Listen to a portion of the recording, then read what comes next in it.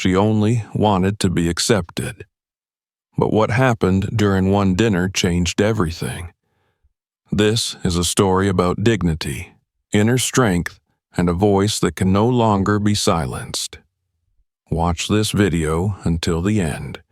You won't believe what happens. Don't forget to subscribe and share your thoughts in the comments. It truly means a lot to us. Mila adjusted the modest collar of her dress, her fingers trembling slightly as she stared into the hallway mirror. The muted beige fabric of the dress matched the careful neutrality of her makeup. She had applied it lightly, not wanting to look too bold, not wanting to give any more reason for criticism. Today wasn't about her. It never was, not when they visited her. Behind her, Danil stood silently, watching her with a mixture of worry and helplessness. She could feel his presence, but it wasn't enough to calm the tightening in her chest. Today, they were going to visit his mother, Victoria Arnoldovna. The very name made Mila's shoulders stiffen. Every visit to Victoria was a test, and every time Mila left feeling smaller than when she arrived. She could still remember their first meeting.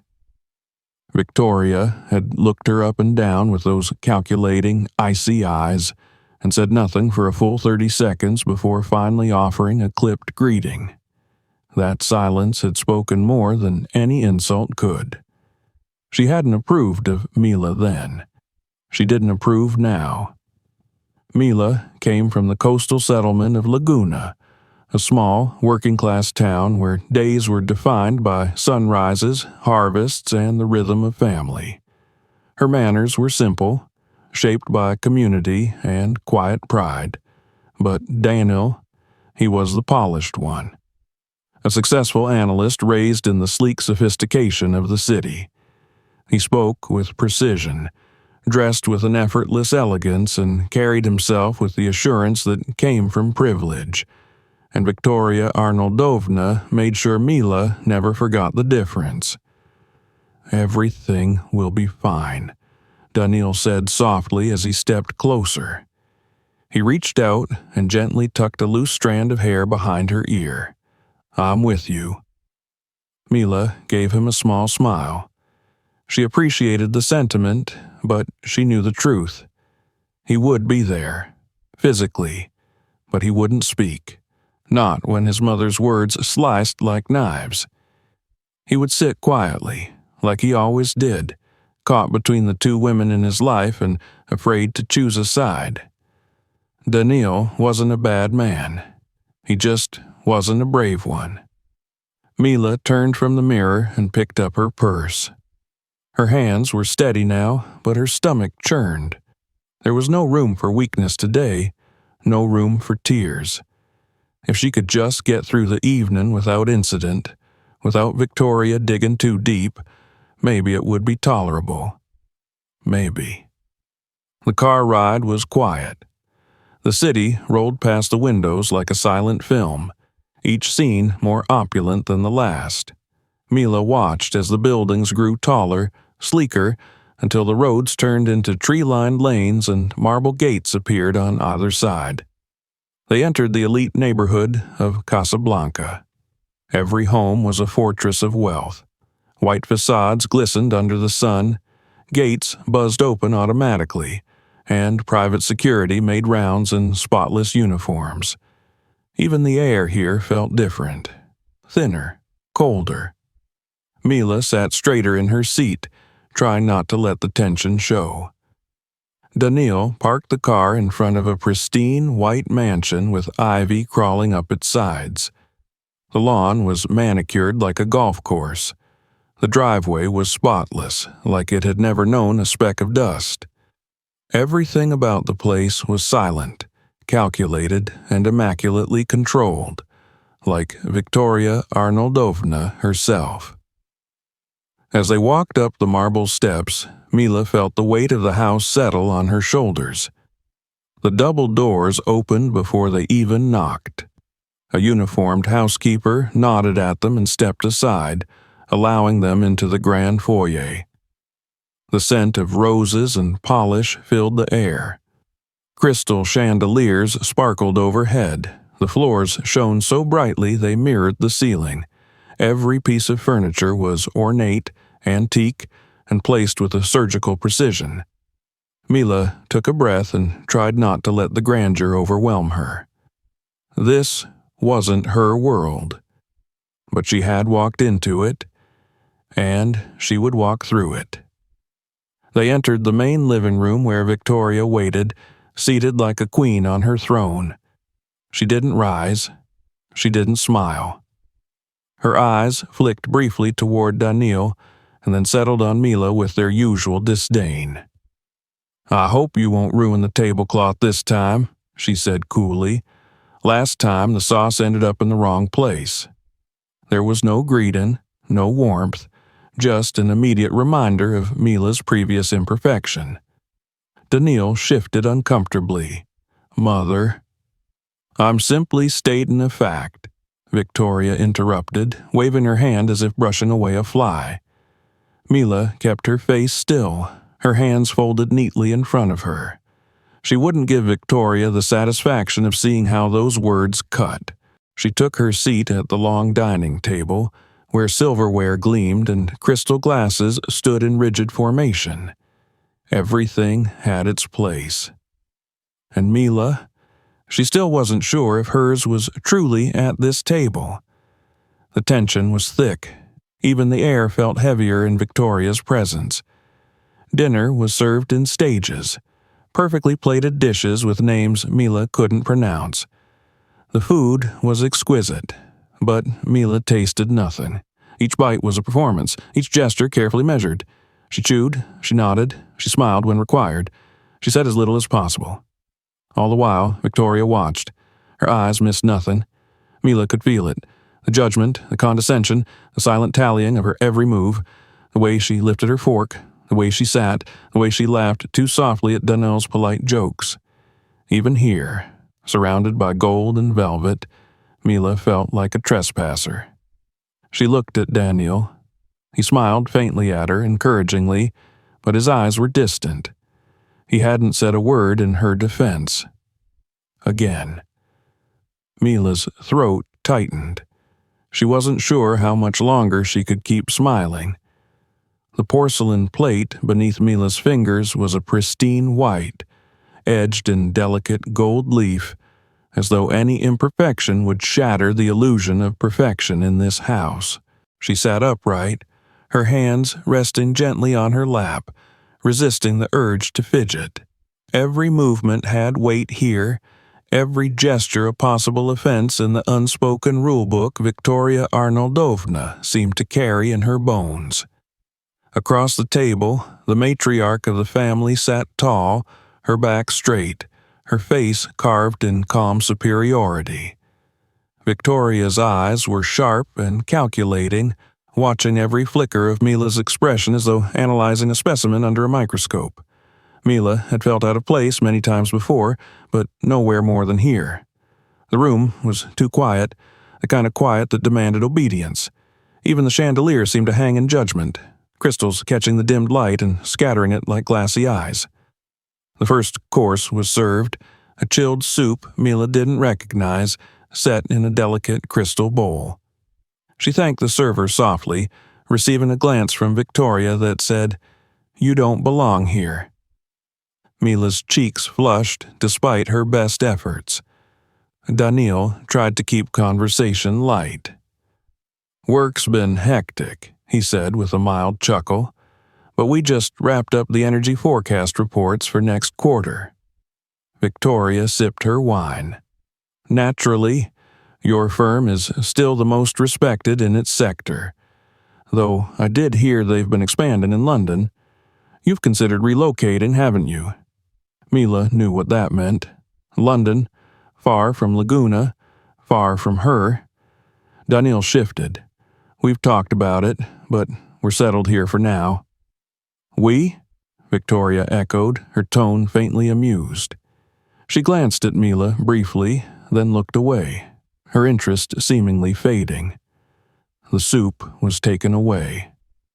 The second course followed, roasted duck with some kind of berry glaze and tiny vegetables arranged like artwork. Mila picked at it with precise motions, more mindful of her etiquette than her appetite. "You're quiet, Mila," Victoria said suddenly. Her voice was soft, but it sliced through the stillness like a scalpel. "I'm just listening," Mila replied gently. "Listening is a virtue," Victoria murmured, "though conversation is what separates us from the animals. I'd hoped my son would find a partner who might elevate the dialogue." Danil looked up quickly. "Mother—" "I'm speaking in general," Victoria interrupted. "I'm sure Mila has many insights from her coastal upbringing." There it was again, the word coastal. Victoria could turn geography into an insult. Mila swallowed the burn in her throat. "I believe there's value in where I come from. It taught me honesty, humility, and strength." "Oh, I don't doubt it," Victoria said smoothly. "I only wonder how useful that is in places like this." Danil took another sip of his wine, his gaze fixed on the plate before him. He said nothing. Mila sat straighter. "I think strength and honesty are always useful." Victoria smiled coldly. "We'll see." The third course came and went. Mila couldn't remember what it was. Something with truffle oil. It smelled of extravagance and tasted like silence. Dessert arrived. Delicate pastries dusted with gold flakes, served with a cup of dark espresso. Mila barely touched hers. Victoria leaned back in her chair and folded her hands on the table. "So, Mila," she began, "does your mother still live in, what is it you call it, Laguna?" Mila nodded. "Yes, she does." "And what is she up to these days? Still milking cows?" The question was delivered with a sweet smile, but the mockery was unmistakable. Danil flinched. "She manages a full-scale farming operation," Mila said evenly. "We have greenhouses, food processing facilities, and we supply several restaurants in Casablanca." "Farming operation?" Victoria repeated, chuckling lightly. "Such a grand term for a vegetable patch." "It's a business," Mila said, "and it feeds families. We're proud of what we do." Victoria waved a hand. Of course. No shame in honest work. Actually, that reminds me. My housekeeper is ill. If your mother is so industrious, perhaps she could come by. I do need someone to scrub the floors." The silence that followed was immediate. Thick. Crushing. Mila blinked. Danil's fork froze midway to his mouth. His lips parted slightly, but no words came out. Victoria sipped her espresso, utterly unaffected, as though she'd merely suggested the weather might change tomorrow. A faint ringing filled Mila's ears. It might have been the blood rushing to her face. Her hands clenched in her lap under the table, unseen. 1,000 things surged to her lips, but none were said. Instead, she looked at Victoria with unsettling calm. "Of course," she said. "I'll call her." Danil turned toward her in disbelief. "Mila—" But she didn't look at him. The table fell into a heavy silence. Even the servants paused, unsure whether to clear the dishes or retreat. The room, once sterile and perfect, now felt like a battlefield, one where the first blow had been struck and the others were bracing for what came next.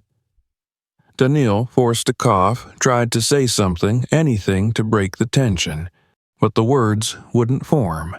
Mila remained still, her expression unreadable. Victoria, content, took one last sip of her drink. Dinner was over, but the war had just begun. The ride home was cloaked in silence. Danil drove with both hands on the wheel, eyes focused on the road, but Mila could feel the tension radiating from him like heat from an engine. She sat beside him, still and expressionless, her hands folded in her lap, her purse rested neatly on her knees. The city lights passed by the windows in blurs of gold and white, but neither of them acknowledged the world outside. Inside the car, the silence was not peaceful. It was the aftermath of an explosion that hadn't made a sound. Daniil cleared his throat once, then again. Finally, he spoke. "Mila." His voice was low, hesitant. I didn't expect her to say that." Mila didn't respond at first. She simply looked straight ahead, eyes distant. "You didn't expect her to humiliate me?" she said, her voice calm but sharp. "Or you didn't expect her to do it so openly?" Daniil flinched. "That's not what I meant." Mila turned her head slightly to look at him, her gaze steady. "She invited my mother to clean her floors, Daniil, and you said nothing." He opened his mouth, closed it. "I didn't know what to say," he admitted finally. "You never do," Mila whispered, "and that's the problem." The rest of the ride passed in silence. When they arrived home, Mila walked directly to the bedroom without a word. She didn't turn on the light. She sat on the edge of the bed in the dark, letting the silence settle around her like a blanket. But this time, it wasn't numbing. It was heavy. It pressed against her chest, her throat, her spine. She wasn't crying. She thought maybe she should be, but there were no tears left, just a deep, aching stillness. Daniil appeared in the doorway. He didn't enter. "I'm sorry," he said. Mila didn't move. "I know it's not enough," he continued. "I know I should have said something. I didn't want to make it worse." Mila let out a quiet breath. It wasn't a sigh. It wasn't relief. Just breath. Controlled. "She's already done her worst," she said, "and you let her." Daniil lowered his head, ashamed. "I didn't want to ruin the evening," he said. Mila looked at him through the darkness. The evening was already ruined. She stood up, moved past him, and walked to the kitchen. Her fingers trembled slightly as she reached for her phone. The screen lit up, bathing her face in pale blue light. She scrolled through her contacts and tapped one name. The line rang twice before it was picked up. "Sweetheart," came the warm, familiar voice. Mila's breath caught for a second. "Mama." She paused. She did it again. There was silence on the other end, but it was the kind that listened, not judged. "She insulted me. Again. In front of Dano. In front of everyone. And this time it wasn't just me. It was you, too." Still silence. "She said you should come to her house to scrub her floors because her maid is sick." Mila's voice cracked just slightly, but she didn't cry. She said it like it was a joke, but it wasn't. A soft sigh came from the other end. "Oh, my girl," her mother said gently. "Don't carry her words like they belong to you. She wanted to humiliate me. She did humiliate me." "No," her mother replied. "She humiliated herself. She just doesn't know it yet." Mila closed her eyes. "I feel so powerless." "No, you're not," her mother said. "You are anything but powerless. You just forgot who you are." Mila said nothing. There was a pause. Then her mother's voice softened further. "I'll come." "What?" "I'll come to her house." Mila's heart stopped. "No, you don't have to." "I want to." "Mama, she expects someone broken, someone poor and desperate." Her mother chuckled softly. "Then let her expect, and let her learn." Mila swallowed hard. "What are you going to do?" "I'm going to remind her who raised you, and I'm going to remind you who you are." The line went quiet for a second. "Just trust me, Mila. I'll take care of it." Mila felt something in her chest loosen, not completely, but just enough. "Okay," she said quietly. After they hung up, Mila remained in the kitchen for a long time. The refrigerator hummed. The silence returned. but this time it felt different. She walked back into the bedroom and sat on the bed once more. Daniil stood near the window looking out. "She's coming," Mila said. He turned to her confused. "Who?" "My mother." Daniil's brow furrowed. "Why?" "She said she wants to meet your mother again," Mila replied, "and I think it's time." Daniil didn't say anything. Mila looked at him. "She's not coming to be humiliated. She's coming to show who we really are, who I am, because I forgot for a moment. But I remember now." She lay down on the bed and closed her eyes. Outside, the city lights flickered like distant stars. Inside, something had shifted. The boiling point had come and passed. Now came the reckoning. Morning in Victoria Arnoldovna's house was not a gentle affair. The sharp heels of her designer shoes clicked purposefully against the polished marble floors as she moved from room to room, checking, adjusting, controlling. A vase was shifted half an inch to the left. A napkin on the dining table was refolded to perfection. She sent the cook back to the kitchen twice to revise the breakfast arrangement, though she had no intention of eating. She was preparing. For what, exactly, she didn't say aloud, but she knew. The idea had taken root the night before and bloomed overnight into a kind of anticipation. Mila's mother was coming. Victoria had meant her comment as a jab, sharp, amusing, and designed to wound. She hadn't expected a response. Certainly not this. She imagined the woman, a weathered face, worn shoes, calloused hands, and a humble voice. Someone who would enter timidly, perhaps with an apologetic smile and a patched coat. Victoria imagined Mila trailing behind her, ashamed, silent. Yes, this would put things back in order. She hadn't told Daniil. It was better that way. The boy didn't understand structure, not really. He had always been too soft, too hesitant, just like his father. At precisely 10 minutes past 9, the doorbell rang. Victoria glanced at the clock with a smirk. At least she's punctual.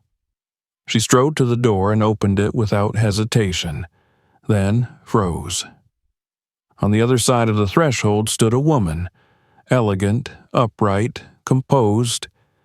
Her light gray suit was tailored to perfection, the fabric high quality and crisp. A soft ivory blouse peeked out from beneath the jacket.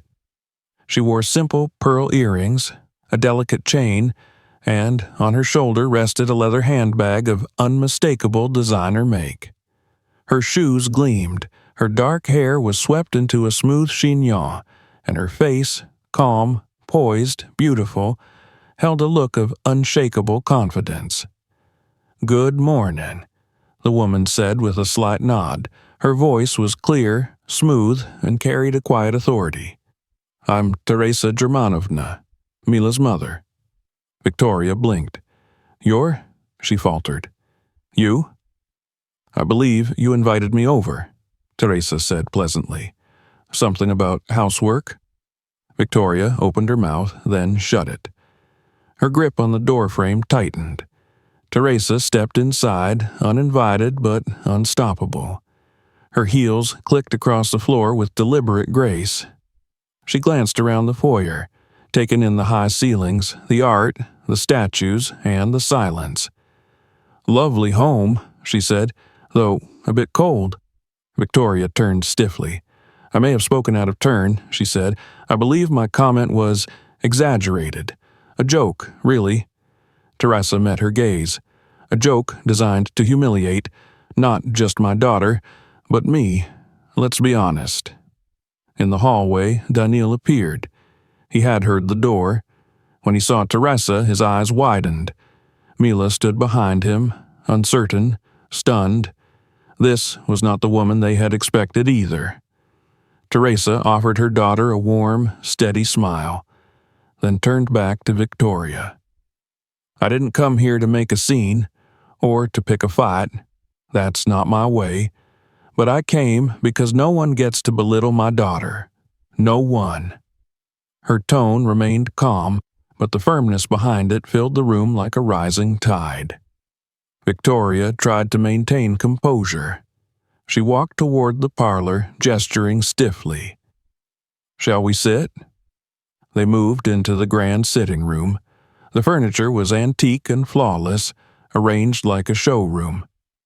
Teresa sat gracefully on the edge of a velvet chair, legs crossed, hands folded in her lap. She didn't fidget. She didn't squirm. She owned the room. Victoria sat across from her, the tightness in her posture betraying her discomfort. Daniil lingered near the doorway. Mila remained silent, watching, unsure whether to step in or stay out.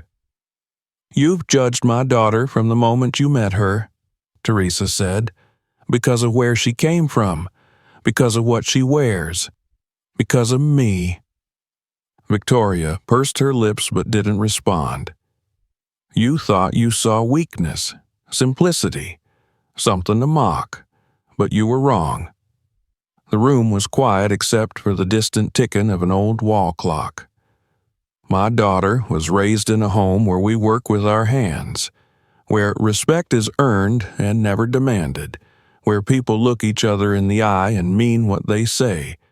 We don't speak with daggers in our words." Teresa's gaze remained steady. "And if you can't see her strength, her worth, then I suggest you look again."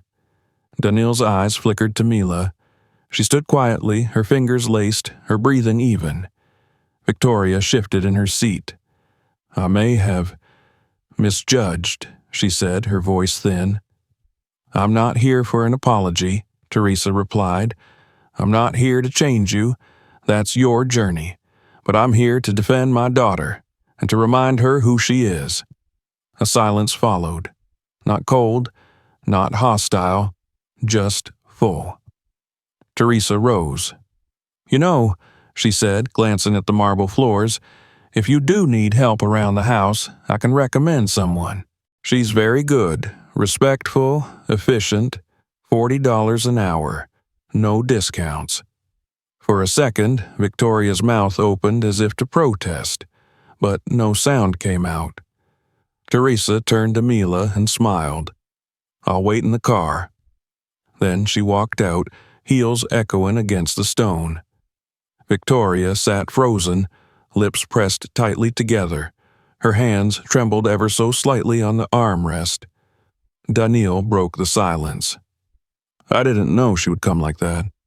"She shouldn't have had to come at all," Mila said quietly. "But I'm glad she did." Victoria looked at her daughter-in-law for a long moment. The usual contempt in her eyes was gone. Something else remained in its place, something uncertain, perhaps even afraid.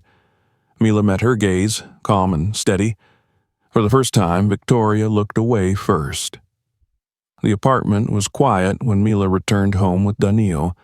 The sound of the key turning in the lock echoed unnaturally loud in the still air, and neither of them spoke as they stepped inside. She walked past him without a word, hanging her coat with careful precision. Her movements were slow, deliberate, as though each motion helped keep her steady. Daniil lingered in the doorway, uncertain. The silence between them had shifted, not angry, not cold, but filled with something neither of them had ever fully acknowledged before. Mila went to the bedroom and sat on the edge of the bed. She stared at the floor for a long time, her hands resting loosely in her lap. The events of the morning still replayed in her mind, over and over. The look on Victoria's face when she opened the door, the silence that followed Teresa's calm, powerful words, and the moment her mother left the room with Grace, leaving something behind that hung in the air like a lingering echo of truth. Daniil entered the room slowly. He looked at her for a moment before sitting beside her, not too close, but close enough that their shoulders almost touched. "She was," he started, then trailed off. "I didn't expect your mother to be like that." Mila gave a faint smile. "Neither did my mother-in-law." Daniil rubbed his hands together, glancing down at his lap. "She changed everything. Mila looked at him, her voice soft but clear. No, she reminded me. He turned to her. Of what? Of who I am. She stood, walking toward the window, pulling aside the curtain to look out over the street. Cars passed, people walked by, the world continued. But something inside her had stopped spinning and started aligning. I've spent so long trying to shrink myself to fit into your mother's world, she said, trying to be quiet, polite, small, thinking maybe if I said the right thing, wore the right clothes, didn't take up too much space, she'd accept me. Daniil didn't interrupt. He listened, really listened. I let her speak to me in ways I would never allow from anyone else, Mila continued, because I didn't want to cause problems for you, because I thought that's what being a good wife meant. She turned, finally looking at him. But now I know I don't need to be accepted by someone who thinks my value comes from where I was born or how I speak. My worth isn't something she can grant or take away. And if you love me, really love me, you won't ask me to keep shrinking to make her more comfortable. Daniil's eyes glistened slightly. I do love you. I didn't know how to stand up to her. I was raised to never argue with her, to always keep the peace. And where has that gotten us? Mila asked gently. He didn't answer. He didn't need to. I'm going to Laguna, she said after a pause. Just for a few days. I need to breathe. I need to be home. Daniil nodded slowly. Do you want me to come? Mila shook her head. No, not this time. He looked down again. I understand. She turned away and began to pack a small bag. Simple things. Jeans, sweaters, a pair of boots. She moved with quiet determination, and Daniil remained seated, watching, the weight of his inaction sitting heavier now than ever before. The train ride to Laguna was peaceful, slow, and almost therapeutic. The farther the city slipped behind her, the more she felt her chest expand, as if something long confined was finally stretching out again. She arrived in the late afternoon, stepping off the train into air that smelled of earth and green things and distant salt. The sky above was wide, the clouds soft and moving. Everything felt open. Real. Her mother was waiting with a familiar smile and arms wide open. Daughter, Teresa said warmly as she embraced her. Welcome home. They walked together toward the house, the gravel crunching beneath their feet. Teresa carried her bag as though it weighed nothing. Mila breathed in deeply. The scent of the garden, the warmth of the sun, the faint aroma of something baking. Inside, the house hadn't changed much, still filled with plants on the windowsills, still painted in soft tones, still alive with energy. A pie cooled on the table, and the teapot was already whistling. They sat in the kitchen, just the two of them, as the evening light painted golden lines across the floor. You look different, Teresa said gently, handing Mila a mug of tea. I feel different, Mila replied, like I'm finally standing. Teresa smiled, nodding slowly. I spent so long hiding, Mila continued, trying to not offend, not be too loud, not be too anything. And now, Mila looked at her. Now I know I have a right to exist just as I am. They drank in silence for a few moments, the comfort between them stronger than words. Later, they sat on the front porch, the stars beginning to peek through the fading blue above them. Crickets chirped in the distance. The world felt still. Mila talked. She spoke of the city, of Daniil, of Victoria, of the way the house always felt too clean, too cold, of how she felt like a guest in her own marriage. Teresa listened, only asking questions when needed, always giving space for her daughter to find her own truth. At one point, Teresa turned to her and said quietly, Do you know why I came that day? Because she insulted you? Mila guessed. Teresa shook her head. I didn't come because of her. I came because of you. I came to remind you who you are. To show you that you don't need to keep your head down to survive, that you are stronger than you think, and that your voice matters. Mila's eyes welled, but still no tears fell. You've always had a voice, Teresa said. You just needed to use it. Mila leaned her head against her mother's shoulder, the air around them cool but comforting. She didn't know what would come next. She didn't know if Victoria would ever change, or if Danil would ever fully stand beside her. But for the first time in a long time, she knew who she was. And that was more than enough. Morning in Laguna came with soft light filtering through lace curtains and the earthy scent of dew on freshly turned soil. Mila awoke to the sound of birds outside and the faint hum of activity from the kitchen. The creak of the wooden floor under her bare feet felt familiar, comforting, as though every board beneath her toes whispered, "You are home." She wrapped a shawl around her shoulders and stepped out of her childhood room, pausing at the door frame to look around. The walls, painted in warm colors, were adorned with framed photographs. Her as a child, her mother in overalls beside rows of tomatoes, a family dog long since passed. Nothing expensive, but everything precious. In the kitchen, Teresa moved with her usual quiet efficiency, flipping pancakes while the kettle sang on the stove. The smell of cinnamon and browned butter filled the room. When she saw Mila enter, she smiled. "Good morning, sunshine," she said, sliding a plate onto the table. Mila sat, wrapping her hands around a warm mug of tea. She looked out the window at the rising sun, casting a golden glow over the fields. "You were right," she said softly. "Being here, it's like remembering who I was before I let someone else rewrite me." Teresa sat across from her, nodding.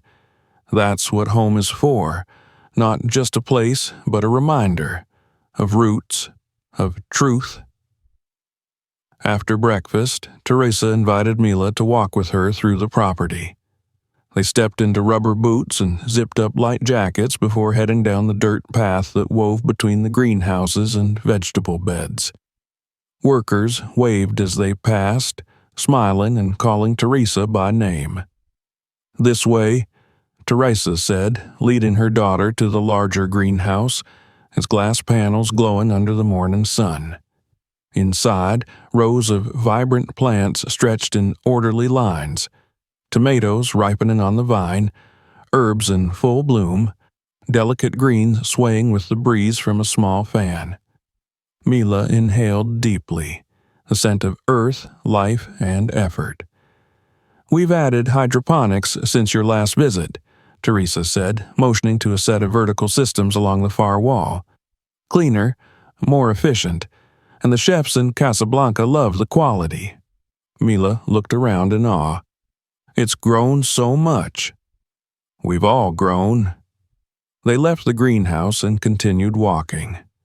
Teresa pointed out a new packing facility, a recently built cold storage unit, and a shed where 3 young workers were sorting crates of produce. The scale of it all humbled Mila. This was no small family garden. This was an enterprise, organized, thriving, respected. They returned to the main house just before noon and sat on the porch, drinking water and letting the sun warm their faces. "You built all this," Mila said quietly. "No," Teresa replied. "We did. Me, our neighbors, the women down the road, the men who stayed after the storm and helped rebuild the roof.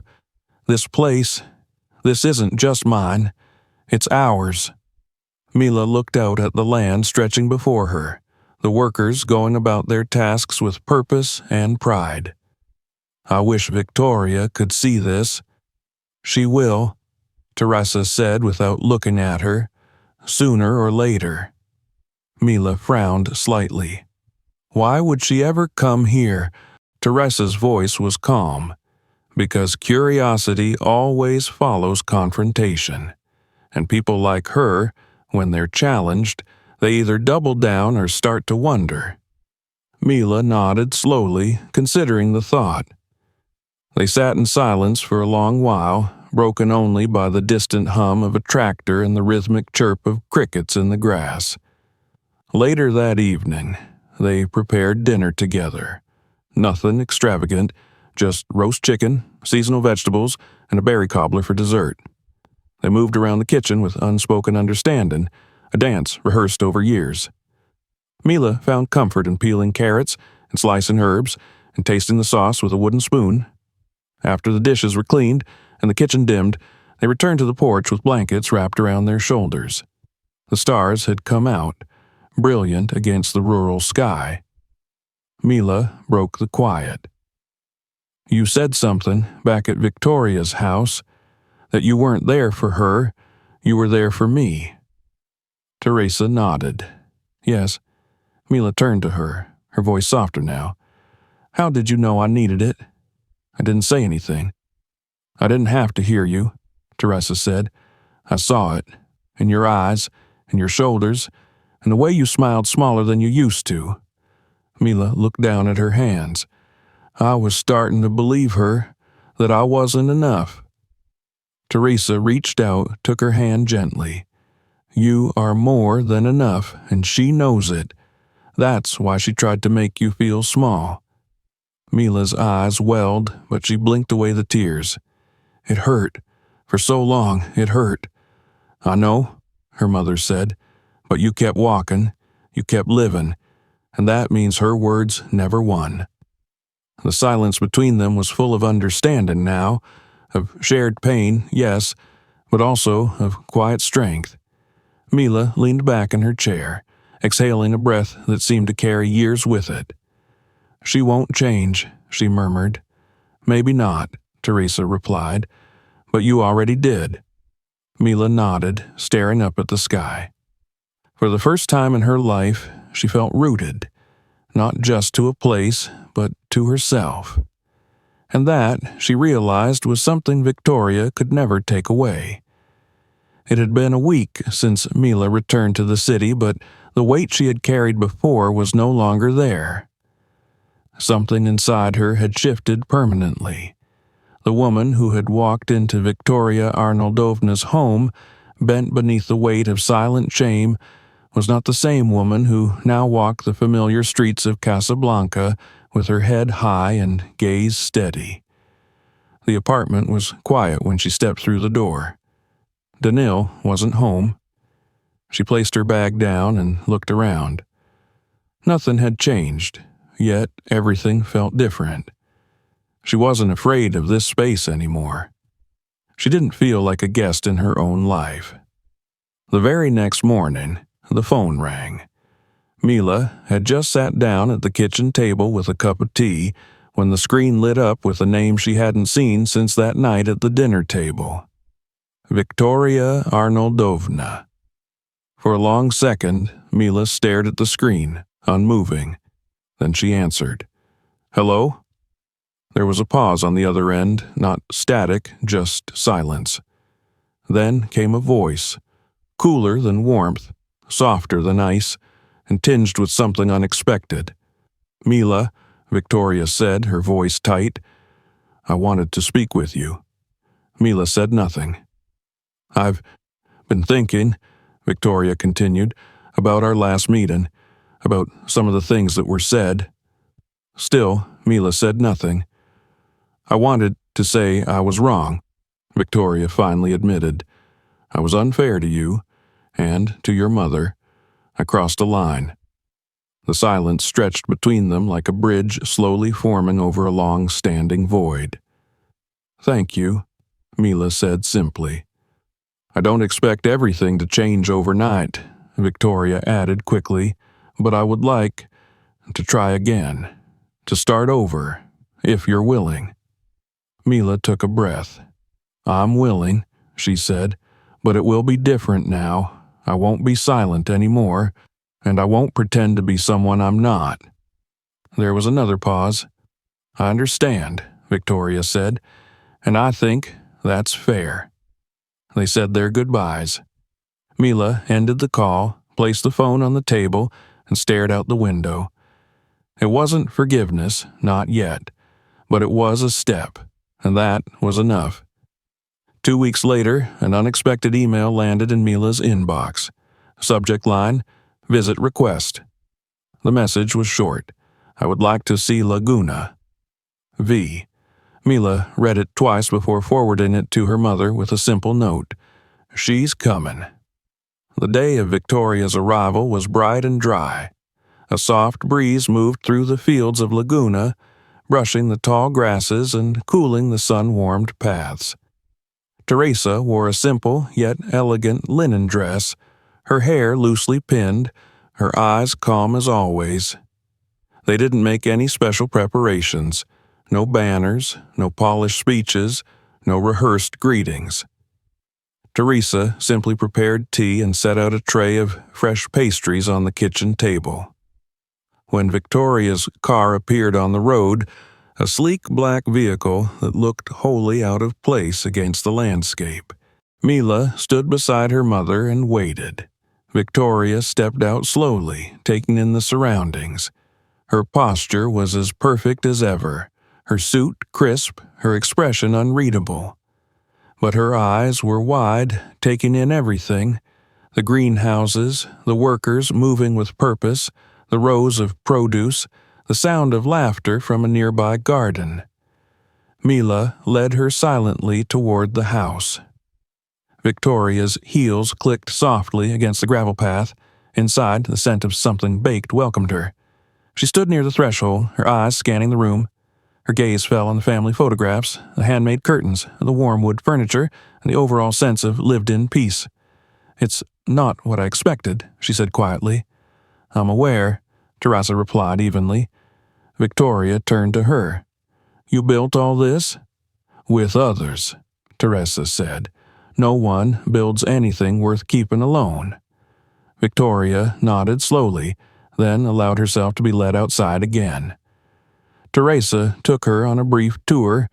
Nothing formal, just simple facts, introductions to workers, and glimpses into the operation.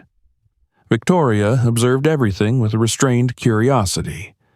They passed a row of sun-warmed herbs, the scent of basil and rosemary filling the air. Victoria paused. "The chefs in Casablanca buy these?" she asked. "They do," Teresa said, "and they pay well for quality." At the end of the tour, they returned to the porch and sat with tea. The silence between them now was not tense, but cautious. "You thought I was beneath you," Teresa said, not as an accusation, but as a statement of fact. Victoria looked down at her cup. "Yes, I did. And now?" "I think I was blind." Teresa nodded. "Then maybe now you can begin to see your daughter." Victoria looked at Mila, who met her gaze without flinching. "I judged her by where she came from," Victoria said, "but I never really spoke to her. Not truly." "I was there the whole time," Mila said quietly. "You just chose not to see me." Victoria nodded slowly. "Well," she said, straightening slightly, "then let me begin." She reached into her handbag and retrieved a folded envelope. "This is for your operation," she said, placing it on the table. "A contribution, no strings." Teresa glanced at it, but didn't reach for it. "We don't need charity." "It's not charity," Victoria said. "It's respect, for the work you've done, for the work I never understood." A pause. Teresa looked at Mila, then back at Victoria. "Then thank you." They sat in silence for a while, sipping tea, the air around them warmer now, softer. As the sun dipped lower, Victoria stood. "I'll go," she said. "I've seen enough, and I have a great deal to think about." Mila walked her to the car. Victoria opened the door, then paused. "I was wrong," she said again. "And I hope—" that someday you'll let me try to earn your trust." Mila looked at her for a long moment. "I'm not the same woman you met before," she said, "and I won't forget how you made me feel." "I don't expect you to," Victoria replied, "but I hope that one day you'll see I've changed too." Then she got into the car and drove away, the gravel crackling beneath the tires. Mila stood there for a long time, watching the road even after the car was gone. The wind tugged at her hair gently. Behind her, the fields stretched wide and open. She wasn't sure if Victoria would ever fully change, but for the first time, she believed that change was possible. And even if it wasn't, she had changed.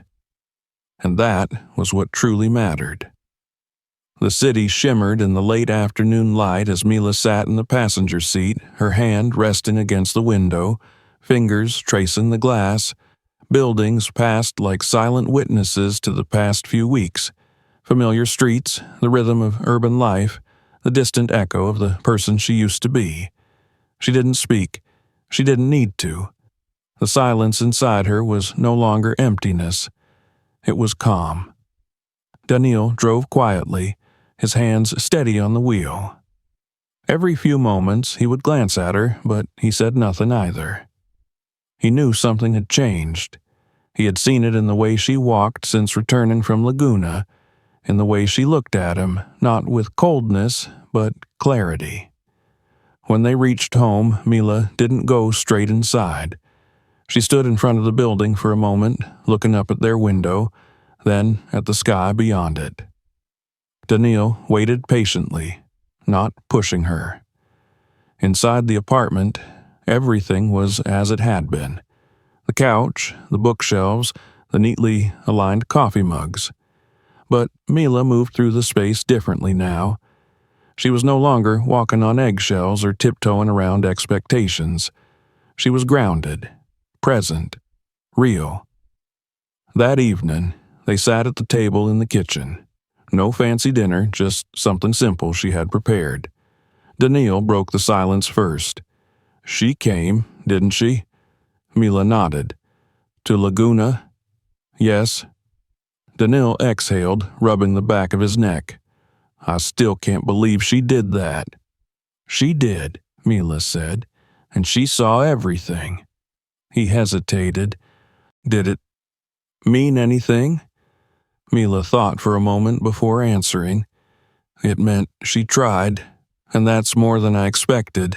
But I'm not waiting on her anymore." Daniil looked down at his plate. "I want to be better. I want to be the kind of man who stands beside you and in front of you when needed." "You need to be the kind of man who walks with me," she replied. "Not in front, not behind, just with me." He nodded slowly. "I'm learning." She smiled faintly. "We'll see." That night, Mila lay in bed and stared at the ceiling, not from anxiety, not from dread, from awareness, from purpose. She felt as though her life had shifted into a new chapter, not because someone else had changed, but because she had decided she would never again allow herself to be silenced. The next morning, she woke early and made herself a cup of tea. She stood on the balcony, the city humming below her. From this high up, the streets looked calmer, the noise more distant, the people smaller. But she didn't feel small. Not anymore. Later that week, a letter arrived. It was handwritten, the paper thick, the ink dark and precise. "Mila, there's much I still don't know, but I do know this. You are not who I thought you were. You are better. I may never fully undo the hurt I caused, but I hope to earn your forgiveness in time. If that's not possible, I'll still be grateful you showed me a different way to see the world. V." Mila read the letter once, then again, then folded it neatly and placed it in the drawer of her desk. Not as a trophy, not as a weapon, just as a reminder. A few days later, she returned to Laguna, not to escape, but to reconnect, to sit with her mother on the porch in the fading light, to listen to the birds, to talk without fear. And this time, when they sat together, they didn't need to discuss Victoria, or Daniil, or even the past. They talked about the future. "I've been thinking," Mila said, holding a cup of warm cider, "about starting something here. A small business, maybe a distribution line, partnering with chefs, doing it the way we do things, honestly, locally." Teresa smiled. "You're ready?" Mila nodded. "I think I am." Her mother touched her hand. "You always were." They watched the sky together as the sun began to dip behind the hills. On her final night in Laguna, Mila stood barefoot on the porch. The wind moved gently around her. Somewhere in the distance, a dog barked. A child laughed, and Mila felt it. Not hope, but conviction. She had spent so long shrinking herself to fit inside someone else's idea of who she should be. She had let silence be her shield, her prison. But now she understood. She had a voice. And from this day forward, no one would silence it again. As she packed her bag to return to the city, she folded one last thing into her heart. Her story didn't begin in Victoria's house. It began in Laguna, in the soil, in the wind, and in her mother's unwavering gaze. She was no longer just someone's wife. She was Mila, and she would never forget who she was again. Sometimes all it takes to change everything is to remember who you are. If this story moved you, leave a like and subscribe. It helps us create more videos like this. And tell us in the comments, what would you say if you were in her place?